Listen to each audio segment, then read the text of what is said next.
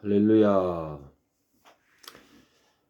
오늘은 우울증 치료 학교, 기독교 관점에서 우울증 치료 학교를 세웠습니다. 하하하. 예. 우리 장병 사랑교회에서 제가 여러 학교를 좀 만들어야 되겠다 싶어가지고, 제가 기독교에 관한 그 성경적 상담에 관한 내용을 올리다 보니까 여러 분들과 상담을 하게 되었어요.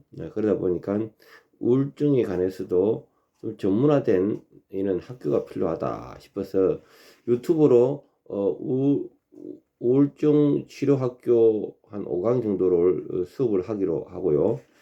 그리고 연계하여 오픈 채팅방에서 전문적으로 우울증 사람들의 성도들의 관한 이렇게 관계를 맺고 상담을 받기를 원합니다. 카카오통에 오픈 채팅방에 우울증 힐링 교회라고 있습니다. 우울증 힐링 교회 1대1 있고 그룹이 있는데요.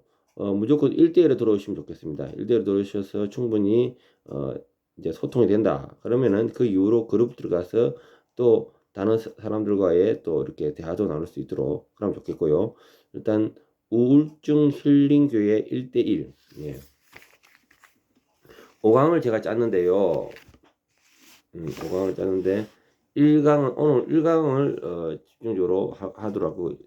오늘 오리테이션 날이니까 5강은 구성은 1강의 우울증의 이해와 성경적 관점, 2강은 복음과 우울증, 소망의 원인, 3. 우울증의 속에서의 믿음의 싸움, 4강 우울증을 극복하는 성경적 실천 방법, 5. 치유와 회복과 그리고 사명.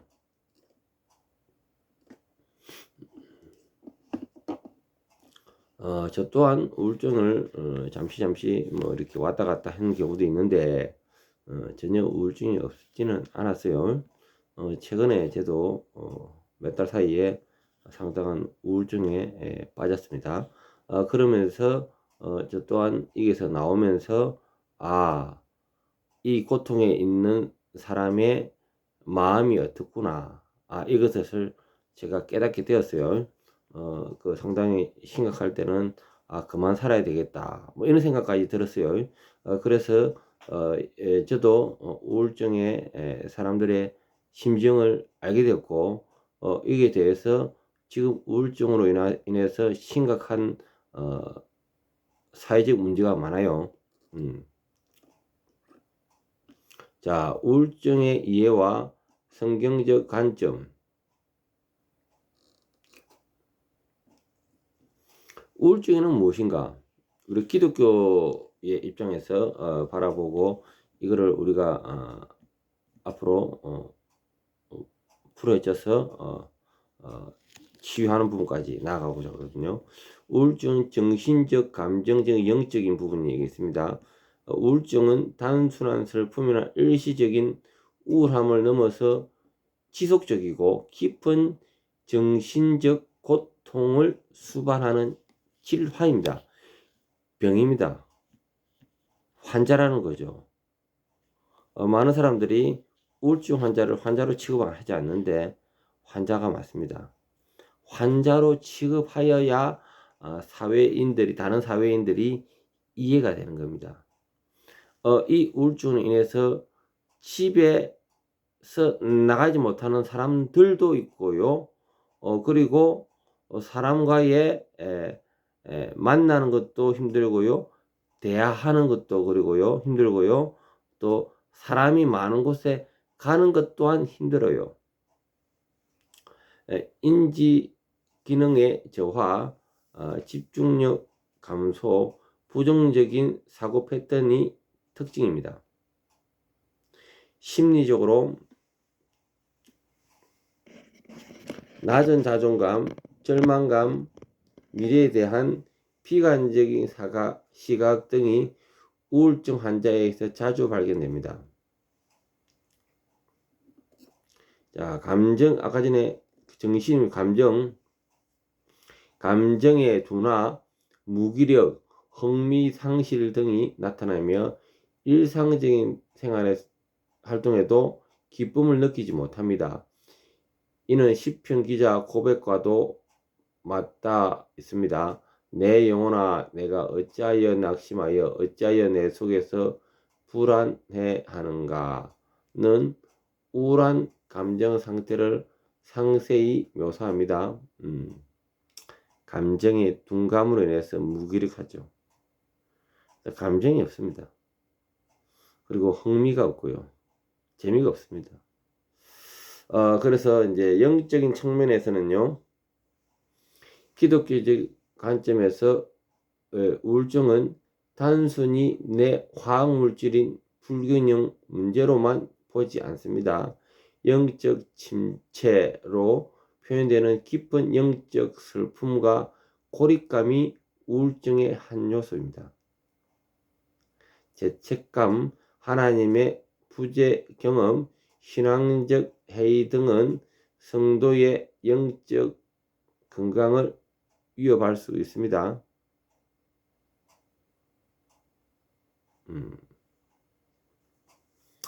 이러한 영적인 부분에서 우리가 고갈로 인해서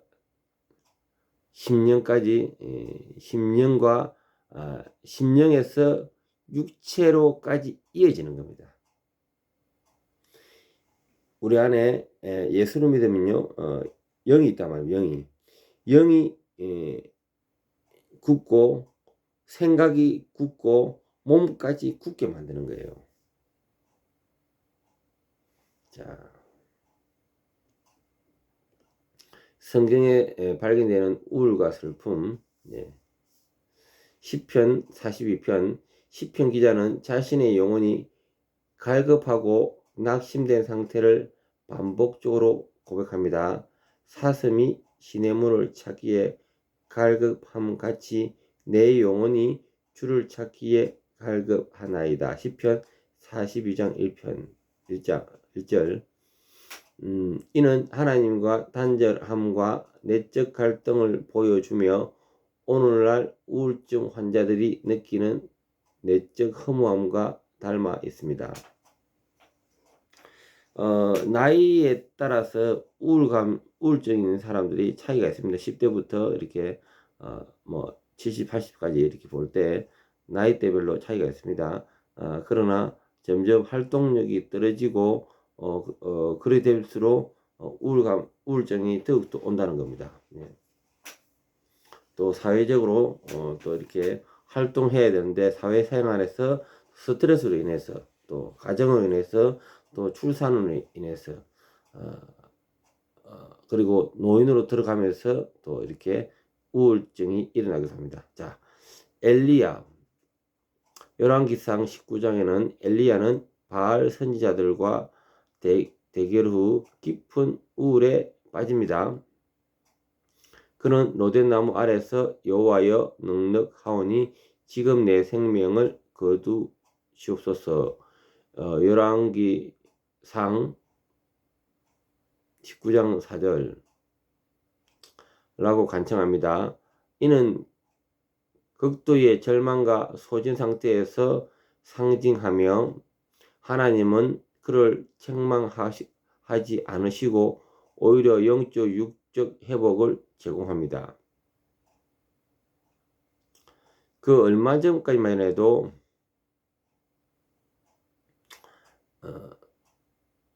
엘리야는 기세등등했습니다.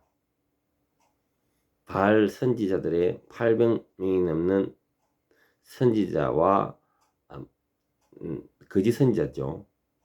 800명이 넘는 선지자와 맞대응해도 이겼습니다.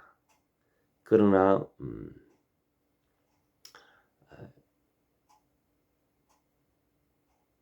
엘리야에 대해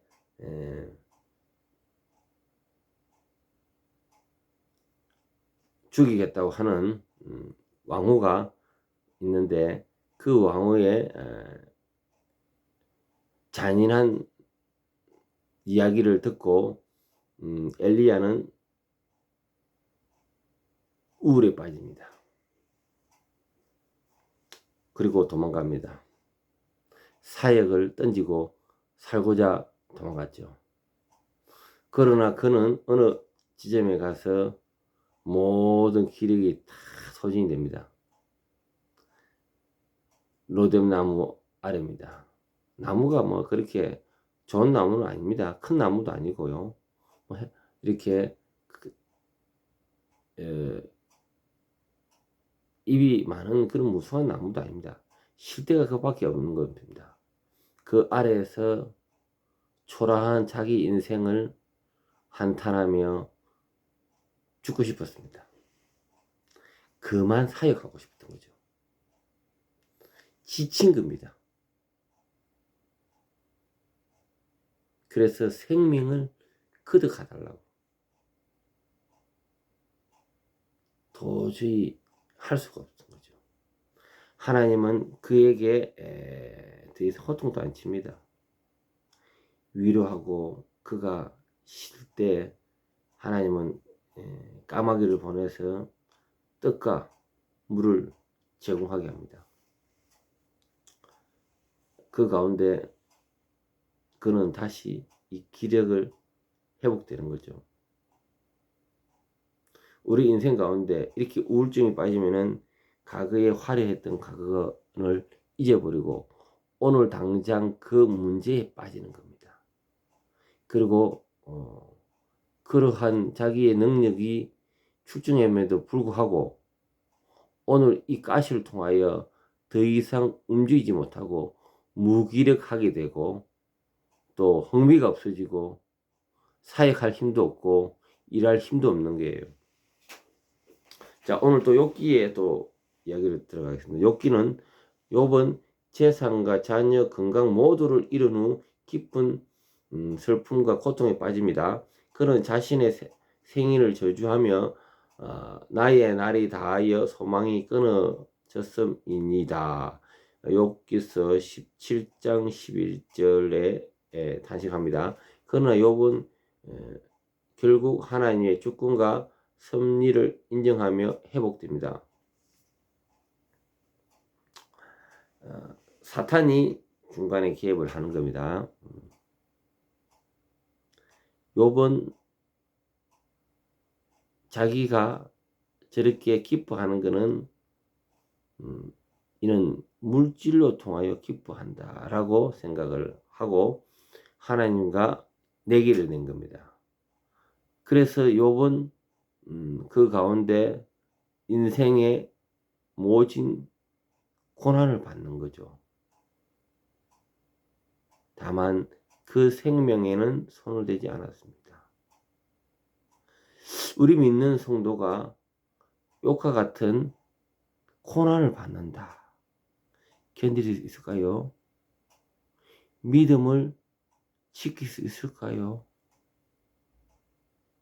그 와이프마저도 네가 믿는 하나님을 저주해라 합니다. 그 자식도 다 죽었습니다. 그 많은 재산도 잃었습니다. 그럼에도 불구하고 그는 여호와를 경외하고 여호와를 경배했던 겁니다.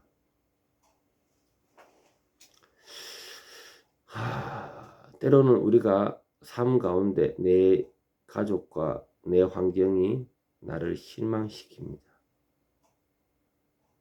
그럼에도 우리가 욥과 같이 하나님을 끝까지 믿고 하나님 경외할 수 있을까요?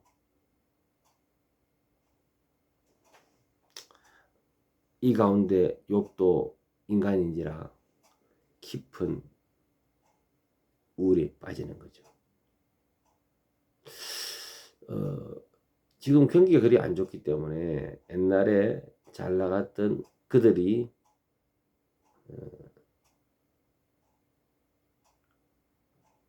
줄 도산으로 어려운 지경까지 가신 분들이 상당히 있다고 합니다. 이로 인해서 가정이 파탄이 되고 믿는 그들이 믿음이 초라해지는 거죠. 이로 인해서 인생에 있어서 상당히 우울증에 왔으리라 하십니다. 유혹과 같이요. 네. 자, 성경은 우울증이 있는 사람이 있다는 겁니다. 자, 그러면 우리도 우울증이 믿는다지만은 우울증이 생길 수 있다는 거죠. 그 가운데 성경에서는 어땠던가? 자, 조금 전에 엘리야는 다시 회복하여 하나님의 일을 하게 됩니다. 호렙산에 가서 성령의 다시 불을 받게 되는 거죠. 욥도 그 친구들이 와서 온갖 험담을 다 합니다. 아, 욥아, 니 솔직히 말해봐. 니 하나님한테 뭐 땡땡이 친 게 있지, 뭐 잘못된 게 있지 하면서 자꾸 후비팝니다.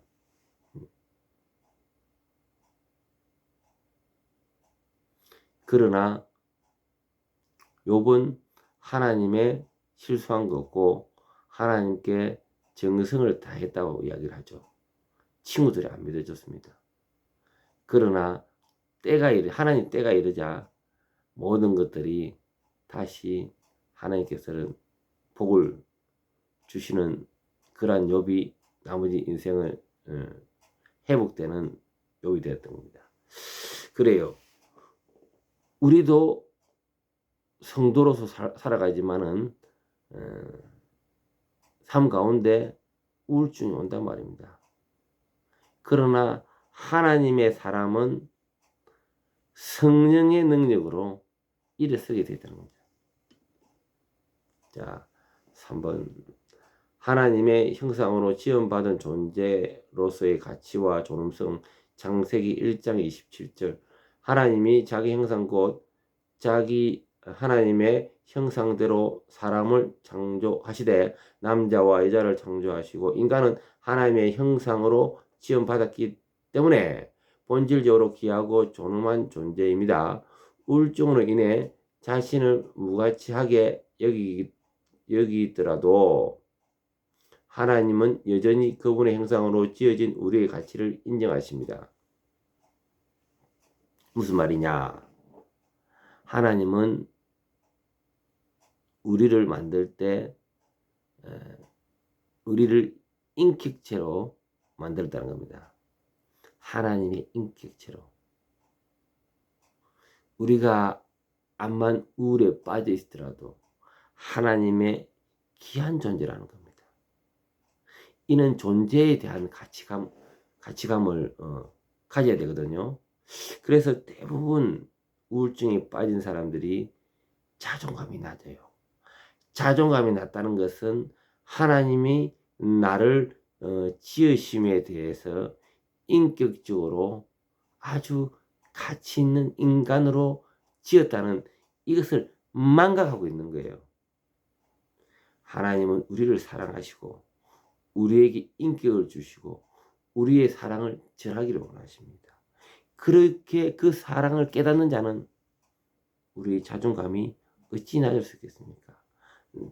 낮았던 자존감을 산소를 불어넣고 다시 자존감이 회복되기를 강구합니다.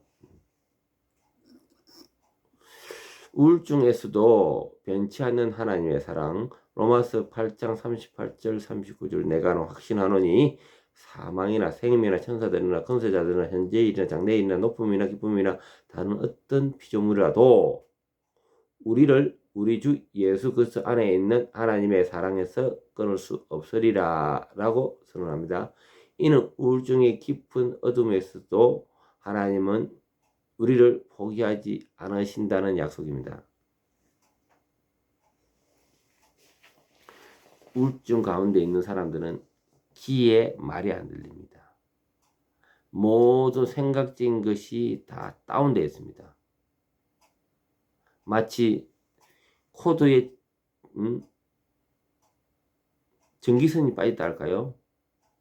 우울이 되면 그리 돼요. 그런데 우리가 하나님의 말씀을 의지해야 됩니다. 성경은 뭐라고 되어 있는가? 내가만 우울에 빠져도 성경은 뭐라 되어 있는가? 말씀을 쫓아야 됩니다. 말씀은 뭐라 하는지를 우리는 그 말씀에 의미를 새기고 그 말씀에 힘입어 우울에서 빠져나와야 되는 거죠. 이 또한 우리가 인간적인 노력도 필요하고요. 성령의 인도가 필요한 겁니다. 성령의 인도 가운데 말씀이 아멘 하면서 받아들여야 되는 거죠. 말씀도 읽지 아니하고 또 그 말씀 가운데 의지적으로 받지 아니할 때는 그냥 까만 먹물밖에 안 되는 거예요. 자, 다시 한번 그 말씀을 읽겠습니다. 내가 확신하노니 사망이나 생명이나 천사들이나 근세자들이나 현재일이나 장래이나 높음이나 깊음이나 다른 어떤 피조물이라도 우리 예수 안에 있는 하나님 사랑에서 끊을 수 없으리라. 어떠한 만물이라도 어떠한 피조물이라도 어떠한 환경이라도 우리가 하나님의 그 사랑에서 끊을 수 없는 겁니다. 우리를 우울케 하는 그 무엇이 있다 하더라도 그것은 하나님과의 관계를 끊을 수가 없다는 겁니다. 존엄성 회복에 대해서 마무리 짓겠습니다. 에베소서 2장 10절 우리가 그리스도 예수 안에서 선한 일을 위하여 지으심을 받은 자임을 상기시킵니다. 우울증으로 인해 삶의 의미를 잃을지라도 우리는 여전히 하나님의 계획하신 귀한 목적을 가진 존재입니다. 하나님이 두 그릇을 짓습니다. 귀하게 쓰는 그릇과 천하게 쓰는 그릇이 있습니다. 귀하게 쓰는 그릇은 하나님을 믿는 자입니다. 천하게 쓰는 그릇은 하나님을 믿지 않는 유기된 자입니다. 하나님이 선택된 자와 유기된 자입니다.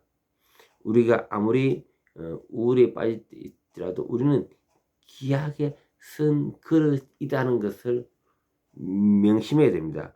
이것 또한 잊어버리면 썰리 가는 거예요.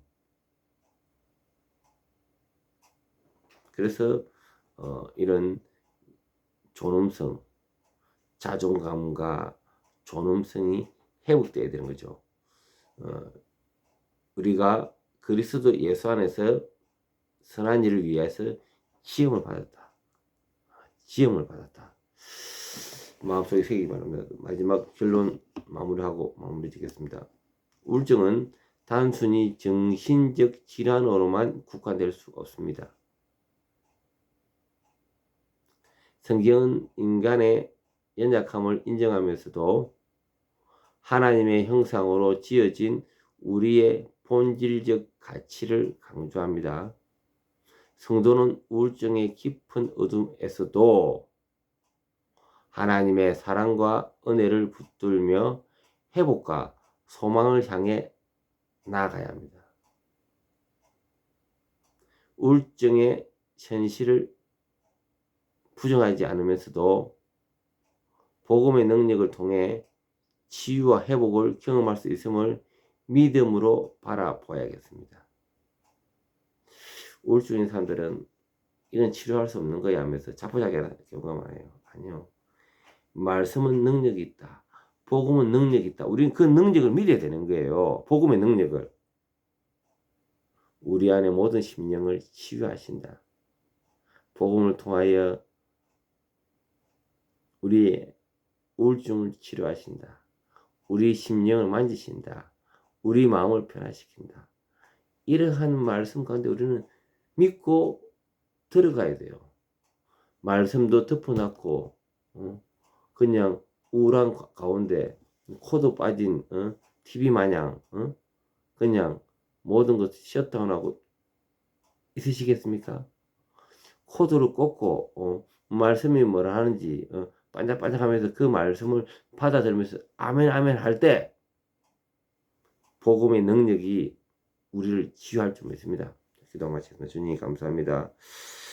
오늘 이제 기독교로 바라본 관점에서 바라본 우울증 치료 학교를 시작되었습니다. 오늘 1강에 우울증의 이유와 성경적 관점에 대해서 나누었습니다. 앞으로 5강까지 이어질 때까지 이렇게 우울증이 이어지는구나. 그리고 우울증이 나도 이렇게 치료를 받아야 되겠구나. 그러한 마음을 가지고 한 걸음 더 사탄의 영역에서 벗어나 하나님 기뻐하는 자리로 나아갈 수 있도록 도와주시옵소서. 예수님 이름으로 기도합니다. 마지막 한 번 더 광고를 더 할게요. 카카오 오픈 채팅방에 우울증 힐링교회 1대1로 들어오세요. 1대1로. 처음 들어오시면 1대1로 들어오시기 바랍니다. 우울증 힐링교회. 글자가 좀 이렇게 돼도 이해해 주세요. 감사합니다.